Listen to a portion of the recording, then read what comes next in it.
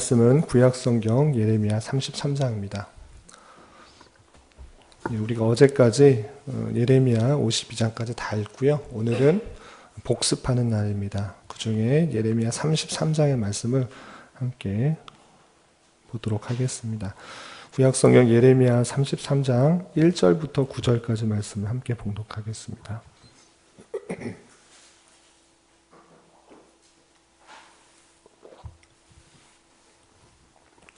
예레미야 33장 1절부터 9절까지 함께 봉독하겠습니다.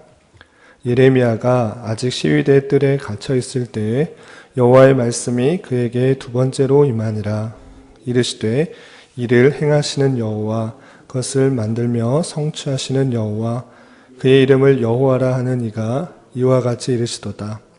너는 내게 부르짖으라. 내가 내게 응답하겠고 내가 알지 못하는 크고 은밀한 일을 내게 보이리라. 이스라엘 하나님 여호와께서 말씀하시니라.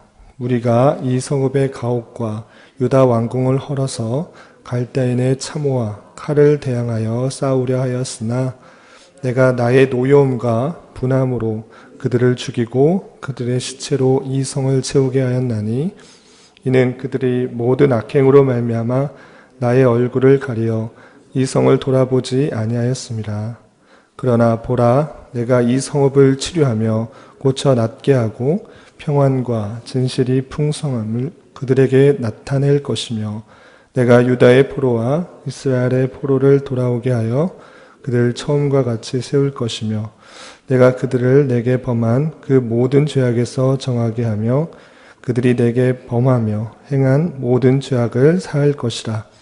이 성읍이 세계 열방 앞에서 나의 기쁜 이름이 될 것이며 찬송과 영광이 될 것이요 그들은 내가 이 백성에게 베푼 모든 복을 들을 것이요 내가 이 성읍에 베푼 모든 복과 모든 평안으로 말미암아 두려워하며 떨리라. 아멘. 이 시간에도 여기까지 나오시는 여러분들을 위해 하나님의 크신 은혜가 함께하기를 진심으로 기원합니다. 어제까지 예레미야 말씀을 다 살펴보았습니다. 남유다가 왜 멸망하게 되는지, 그 죄악과 그것으로 인한 심판 선언이 되어 있고 심판으로 그치는 것이 아니라 하나님께서 새 언약과 또 메시아를 통하여서 회복하게 하실 것이다 라는 말씀을 예레미야 선지자를 통하여서 하고 있음을 깨달았습니다. 이런 말씀을 대하면서 심판만 있는 것이 아니라 하나님의 택하신 백성에게 심판만 있는 것이 아니라 하나님께서 회복도 선언해 주시는 줄 알아. 하나님께서는 택하신 백성을 끝까지 붙드시고 이끄신다는 사실들을 예레미야서를 통하여서 깨달을 수 있었습니다. 오늘은 말씀 읽기 본문에 복습하는 날인데 그 말씀 읽기 책자에 따라서 33장의 내용들을 다시 한번 살펴보는 그런 시간을 가질까 합니다. 예레미야 33장은 어떻게 보면 예레미야서의 주제장이라고도 할 수 있을 만큼 하나님께서 이스라엘을 붙드시고 회복하게 하시는 그런 말씀이 잘 나타나 있는 그런 장이다 할 수 있습니다. 이스라엘 백성들이 계속적으로 하나님의 언약을 깨고 범죄하였지만 하나님께서 그를 버리시는 것이 아니라 다시 언약을 새롭게 하시고 그를 회복하게 하시는 하나님의 주권적인 사랑과 은혜, 자비가 잘 드러나 있다라고 할 수 있습니다. 전반적으로 예레미야서에는 우리가 읽은 것처럼 남유다, 이스라엘 그리고 열방들의 죄악들이 많이 나와 있고 그로 인해서 심판이 선언되어 있지만 곳곳에 하나님의 사랑과 자비들을 확인할 수 있는 것입니다. 예레미야 31장에서도 하나님의 언약을 깨고 범죄한 이스라엘 백성들에게 새 언약을 주어서 다시 회복하게 하겠다, 새롭게 하겠다라는 말씀이 예레미야 31장에 새 언약을 통해서 주시는 말씀이 있고요. 33장에서는 새 언약을 주실 뿐만 아니라 하나님께서 이스라엘 백성들을 다시 회복시키시겠다라는 예언들이 잘 나타나 있는 것입니다. 오늘 그 말씀을 통해서 오늘날 우리가 어떻게 적용할 수 있고 또 도전을 받을 수 있는지 몇 가지 생각해 보도록 하겠습니다. 먼저 33장 1절에서 보면 이 때가 나와 있습니다. 때가 언제인가? 예레미야가 아직 시위대 뜰에 갇혀 있을 때에 여호와의 말씀이 두 번째로 임하니라 라고 되어 있습니다. 예레미야가 하나님의 말씀을 받아 선포하였을 때 선대받은 것이 아니라 오히려 적대받고 또 비판받고 바벨론에게 항복하라, 바벨론을 섬기라 하는 그런 말씀들이 잘 와닿지 않았기 때문에 시위대들에 갇혀 있게 된 것입니다. 그럼에도 불구하고 하나님께서는 그를 통하여서 하나님의 뜻을 밝혀주시는데 그것들이 2절 이하에 이렇게 표현되고 있습니다. 2절 보면 이를 행하시는 여호와, 그것을 만들며 성취하시는 여호와, 그의 이름을 여호와라 하는 이가 이와 같이 이르시도다. 하나님에 대해서 설명할 때 하나님께서 모든 것을 창조하신 후에 가만히 있는 것이 아니라, 멀리 떨어져 있는 것이 아니라 백성들과 동떨어져 있는 그런 분이 아니시라. 하나님께서는 그의 뜻대로 일을 행하시는 분이시고 그것을 만들며 성취하시는 언약의 하나님으로서 여호와인 것을 밝히고 있습니다.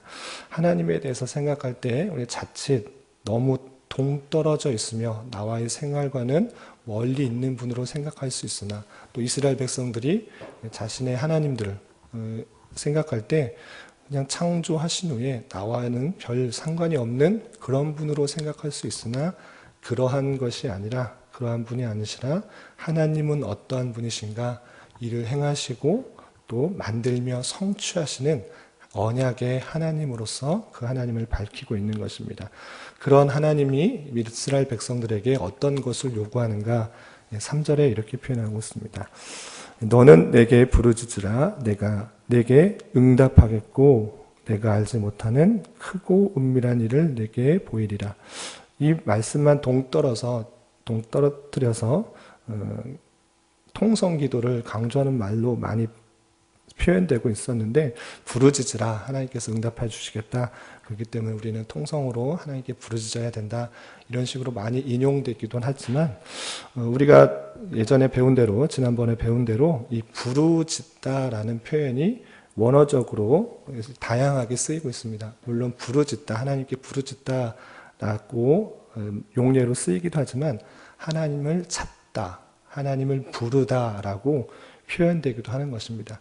그러니까 이 문맥 전체적으로 보았을 때 부르짖는 그 자체, 행위의 목적이 있다기보다는 하나님을 찾지 않고 하나님이 어떠한 분이신지를 깨닫지 못한 상태에서 하나님을 찾고 부르고 만나라 라고 하는 그런 데 강조점이 있고, 그리고 더 핵심적인 내용은 그렇게 해서 무엇을 깨달아야 되는가가 그 뒤에 표현되어 있는 것입니다. 그것은 다름 아니라 하나님께서 응답하시고 내가 알지 못하는 크고 은밀한 일을 내게 보일 것이다 라고 하는 것입니다. 아무런 기대와 소망 없이 하나님으로 알고는 있지만 그분이 나에게 어떠한 일을 행하시고 우리에게 어떠한 일로 나타나시는지에 전혀 기대와 소망이 없는 이스라엘 백성들에게 하나님을 찾고 만나고 또 부르는 가운데 하나님께서 실제적으로 나타나시고 일을 만드시고 성취하시고 행하시는 그 놀라운 일을 행하시는 하나님을 만나라 라고 하는 것입니다. 당시 이스라엘 백성들은 하나님에 대해서 지식으로 또 오랜 그런 전통 가운데 알고는 있었지만 그분이 어떠한 하나님이신지를 실제적으로 깨닫지 못하고 두려워하지 않고 섬기지 않는 그런 모습 가운데 있었던 것입니다. 그러할 때 하나님께서 예레미야 선지자를 통하여서 온전히 찾고 만나고 또 부르짖는 가운데 하나님이 실제적으로 어떻게 나타나시는지를, 크고 은밀한 일들을 어떻게 보여주신지를 만나고 경험하고 또 깨달으라고 하는 것입니다. 당시에 영적으로 무지하고 부패한 이스라엘 백성들에게 정말로 필요한 것은 하나님이 어떠한 분이신지를 실제적으로 깨닫고 경험하는 것이었을진데, 예레미야 선지자를 통하여서 그렇게 전달하고 있는 것입니다. 하나님께서는 그냥 멀리 계시는 분이 아니라 일을 행하시며 또 그것을 만들어 성취하는 분이실진데, 너희가 하나님을 만나고 부르짖고 또 부르라고 하는 그 말씀을 통하여서 하나님의 크고 은밀한 일들을 보이실 것이라는 것들을 경험하도록 촉구하고 있는 그런 모습입니다.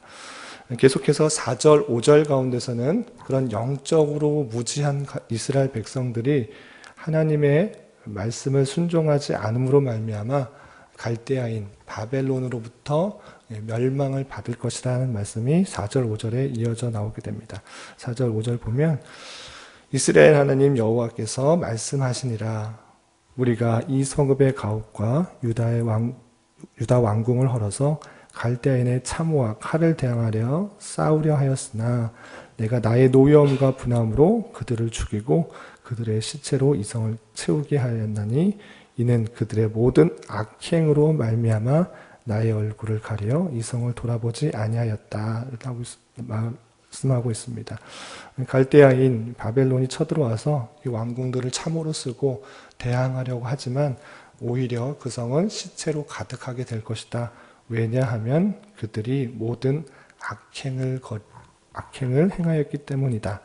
하나님 앞에서 올바로 말씀을 순종하지 않고 하나님만을 의지하는 것이 아니라 다른 여러 우상들과 상황들과 애굽을 의지하였기 때문에 그 모든 악행으로 말미암아 이 예루살렘이 이 성이 완전히 돌아보지 않고 무너지게 될 것이다.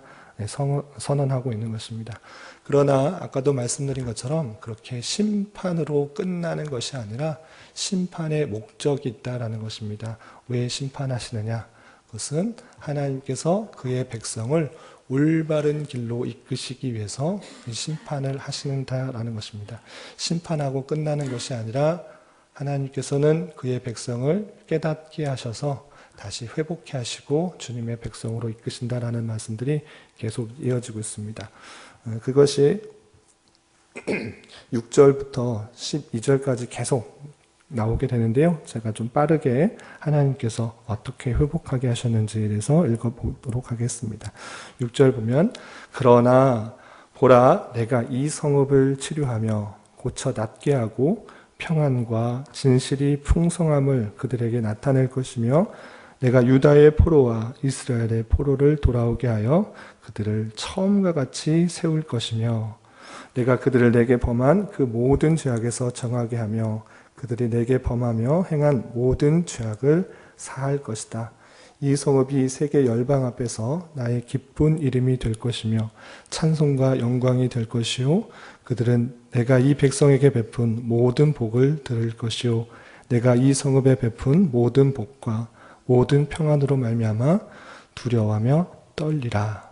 10에서 11절에서도 여호와께서 이와 같이 말씀하시니라 너희가 가리켜 말하기를 황폐하여 사람도 없고 짐승도 없다던 여기 곧 황폐하여 사람도 없고 주민도 없고 짐승도 없던 유다 성읍들과 예루살렘 거리에서 즐거워하는 소리, 기뻐하는 소리, 신랑의 소리, 신부의 소리와 및 만군의 여호와께 감사하라 여호와는 선하시니 그 인자심이 영원하다는 소리와 여호와의 성전에 감사제를 드리는 자들의 소리가 다시 들리리니 이는 내가 이 땅에 포로를 돌려보내어 지난 날처럼 되게 할 것임이라 여호와의 말씀이니라. 12절에서도 만군의 여호와께서 이와 같이 말씀하시니라 황폐하여 사람도 없고 짐승도 없던 이 곳과 이 모든 성읍에 다시 목자가 살 곳이 있으리니 그의 양떼를 눕게 할 것이라 라고 말씀하시면서 하나님께서 심판으로 끝내는 것이 아니라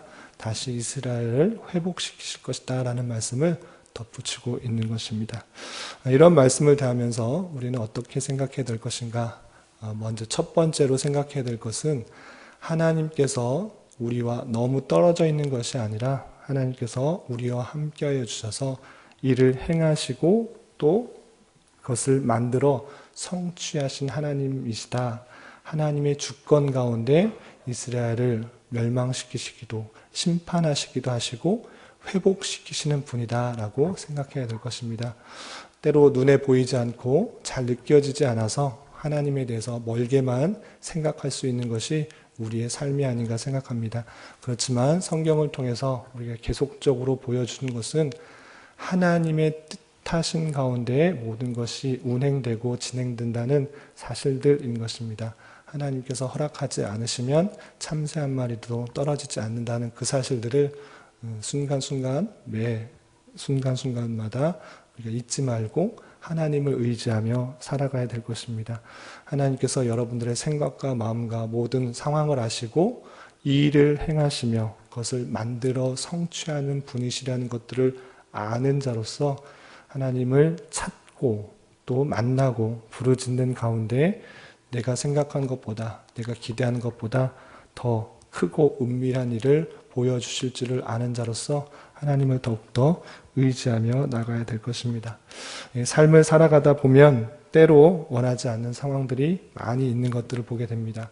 심판과 같은 상황들 또는 낭망할 수밖에 없는 상황들이 찾아오는 것 같습니다. 그렇지만 그 모든 상황이 하나님께서 모르시는 상황이 아니라 택하신 백성을 이끄시고 훈련시키는 상황이라는 사실들을 믿음으로 고백하며 나가야 될 것입니다. 그러할 때 불평이나 낙심하거나 또 그 자리를 피하려고 하기보다는 하나님을 찾고 만나는 시간으로 나가야 될 것입니다. 하나님께 모든 상황을 아뢰고 또 기도하고 부르짖는 가운데 하나님께서 하나님의 방법으로 또 나타내시며 이끌어 가실 것이라는 사실들을 경험하고 깨달을 수 있는 우리가 되어야 될 것입니다. 여러분들이 지금 닥쳐 있는 상황은 무엇입니까? 그 가운데서 하나하나 주님께 들고 나아가서 주님께서 하실 역사들을 또 바라보며 주님의 신실하신 인도하심을 경험할 수 있어야 될 것입니다. 그런 은혜가 저와 여러분 가운데 함께 하시기를 진심으로 기원합니다. 기도하겠습니다. 하나님 아버지, 오늘 말씀을 통해 하나님의 심판이 끝이 아니라 하나님의 뜻과 계획 가운데 온전한 회복이 있음을 깨달았습니다. 하나님께서 일을 행하시고 그것을 만들어 성취하시는 분이심을 확실히 믿고 우리가 어떠한 상황 가운데 있을지라도 하나님을 의지하고 구하고 찾는 신앙 속에서 우리의 기대와 소망보다 훨씬 더 크고 놀랍게 역사하시는 하나님을 발견하게 하여 주시고 그로 말미암아 날마다 감사와 기쁨이 넘쳐나는 신앙생활을 하게 하여 주시옵소서. 교회를 위하여 기도합니다. 재건축의 문제와 이런저런 교회의 크고 작은 문제들이 있습니다.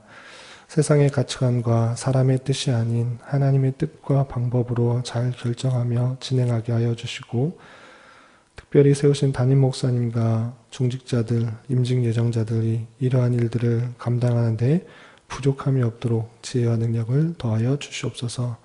6월은 선교라는 주제로 보내고 있습니다.